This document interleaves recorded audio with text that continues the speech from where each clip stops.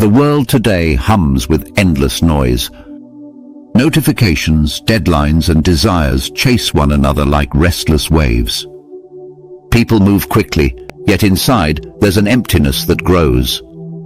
Anxiety is no longer a rare disease, it's a daily rhythm.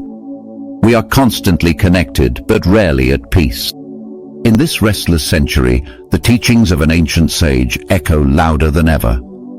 Siddhartha Gautama, the Buddha, who lived 2,600 years ago, still speaks to us across time. His message wasn't about temples, rituals, or religion. It was about awakening, seeing the truth of your own mind, right here, right now. But can one be Buddha in today's chaotic, competitive, and digital world? Can we truly live his teachings while surrounded by screens, noise, and endless craving? Let's walk the path together. Buddha began his journey with a single question: why do we suffer? He saw sickness, aging, and death, truths most people ignore. But today our suffering has taken new forms. We suffer when our post gets fewer likes. We suffer when our dreams don't match reality. We suffer when our minds never stop running, even when everything seems fine. The ancient word dukkha means dissatisfaction, restlessness, the feeling that something is always missing. Our gadgets have changed, but the feeling hasn't. We still run in circles chasing happiness that keeps slipping away. To be Buddha today means to see this suffering clearly, not to escape it, but to understand it. Awareness is the first step toward liberation. When you pause for even a few moments, breathe and notice, you begin to see that it's not the world that's chaotic. It's the mind. Before becoming Buddha, Siddhartha was a prince surrounded by every pleasure. But inside he felt an invisible hunger. So he left his palace, not to escape luxury but to escape illusion. In our time, that palace is digital. It's built of screens, wealth, and constant entertainment. We don't need to abandon our homes, but we do need to step out of our illusions. To be Buddha in this world means to question the reality we consume. Why am I chasing this? What am I afraid to see when I'm alone? Why does silence make me uncomfortable? The Buddha's journey was not external, it was an inward revolution. He sat beneath a tree not to find God, but to find himself. He faced his fears, his desires, his doubts, the same shadows we face today. The mirror of meditation shows us that the real battle isn't with the world, it's with our own mind. People say they don't have time to meditate. But the truth is, meditation is not something we do, it's something we remember, the simple act of being present. When you sip your coffee and truly taste it, that's meditation. When you listen to someone without waiting to reply, that's meditation. When you breathe consciously, even for 1 minute, that's meditation. To be Buddha in today's world means to find stillness in motion, silence in noise, peace in the middle of chaos. You don't need incense or mantras, only awareness. Awareness of this breath, this thought, this heartbeat. Buddha once said, "Be a lamp unto yourself." That lamp is awareness, your light in the dark forest of distraction. To live like Buddha, you must understand what he understood, not as a belief, but as direct truth. The first truth, life is suffering. But today, suffering often wears a smile. It hides behind material success, curated happiness, and digital perfection. The second truth, suffering has a cause, desire.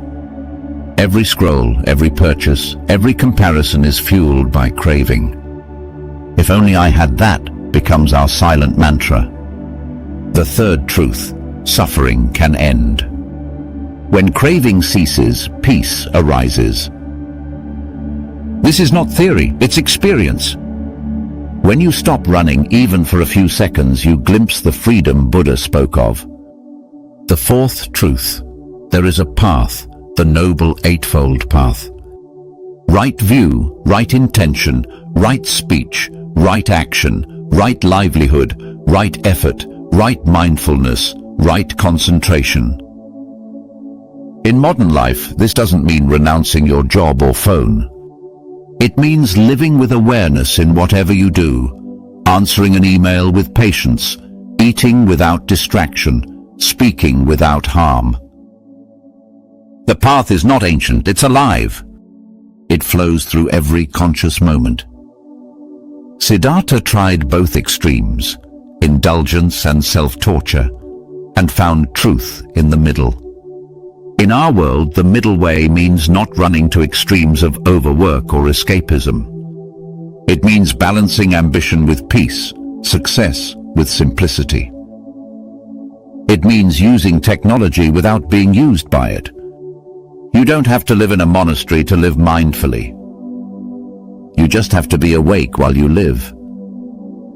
When you work, work fully. When you rest, rest fully.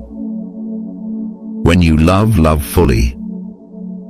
That is the essence of the middle way, wholeness in every moment. In a world divided by race, politics and profit, compassion is rebellion. Buddha's compassion wasn't sentimental. It was born from deep understanding, the realization that everyone is struggling in their own way. To be Buddha today means to live with that awareness, to see through the armor people wear, to recognize their pain even when they hide it. You don't have to fix the world. You just have to bring a little more kindness into it. Smile at the tired worker. Listen without judgment. Forgive before it's too late. Compassion is contagious, and it's the one virus the world truly needs. Buddha taught detachment, but that doesn't mean indifference. It means loving deeply without clinging, doing your best without being enslaved by results. In today's world, detachment is rare. We tie our self-worth to followers, possessions, validation. But the Buddha's wisdom whispers, let go. Let go of the need to control. Let go of the fear of missing out. Let go of the endless chase for more. When you detach, you don't lose anything. You gain space for peace, for clarity, for life itself. Buddha didn't ask people to worship him. He asked them to wake up. That awakening begins in small daily acts. When you wake up in the morning, pause before you grab your phone. Feel your breath. Feel the life within you. When you eat, eat slowly. When you walk, notice the ground beneath your feet. When you speak, make your words gentle. This is mindfulness, not a concept, but a way of being. In a world where everyone rushes, to slow down is an act of strength.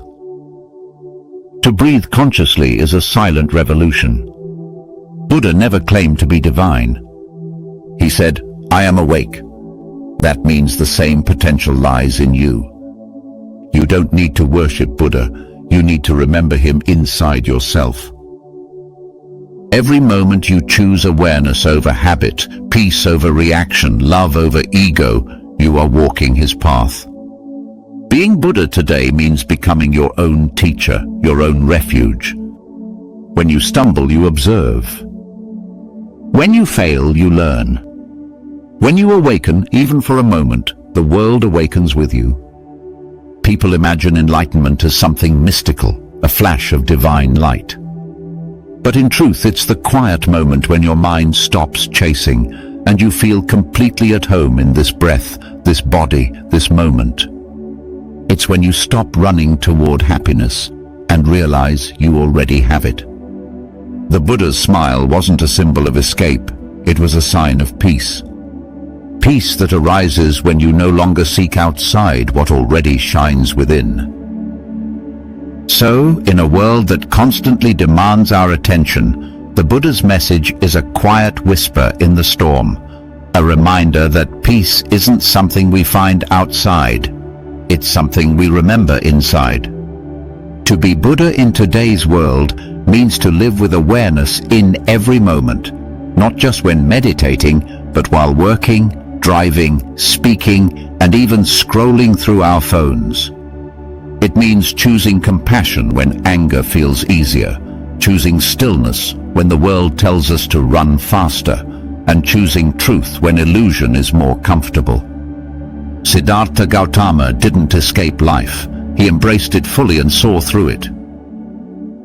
He realized that every pain, every desire, and every joy is part of the same great play of existence. And the moment he stopped clinging to it all, he woke up, not into another world, but into this one, fully and clearly. We too can wake up. You don't need to sit under a Bodhi tree or renounce the world. You just need to pause. Breathe. Listen.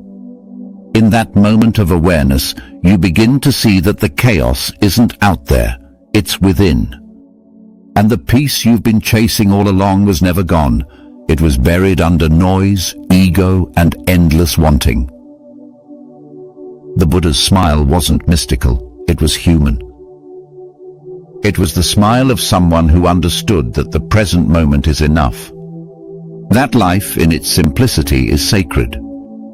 Imagine what would happen if even a few of us started living like that, if we spoke kindly, worked mindfully, and loved without fear. The world wouldn't need saving, it would simply start to heal. Being Buddha in the modern age doesn't mean escaping society, it means transforming it, one conscious act at a time. When you forgive, when you listen, when you breathe deeply, you're spreading the same light that once shone from the Buddha himself. The truth is simple. You are already what you seek. You don't need to become something new. You only need to awaken to what you truly are, awareness, peace, and compassion itself. So from today, when you close your eyes, let your mind settle. Let your thoughts come and go like clouds in the sky. And in that silence, feel your own presence, still, pure and timeless. That is your inner Buddha. And as you wake up tomorrow, carry that calm into the noise of the day. Walk slowly. Speak gently. Smile, not because everything is perfect, but because you are at peace with imperfection. The Buddha's path was never about worship, it was about awakening. And the world needs more awakened souls now than ever before. So take this moment as a reminder. You don't have to follow the Buddha. You just have to be one. Thank you for watching this video. If you liked this video, please like, share, and subscribe to the channel for more content like this.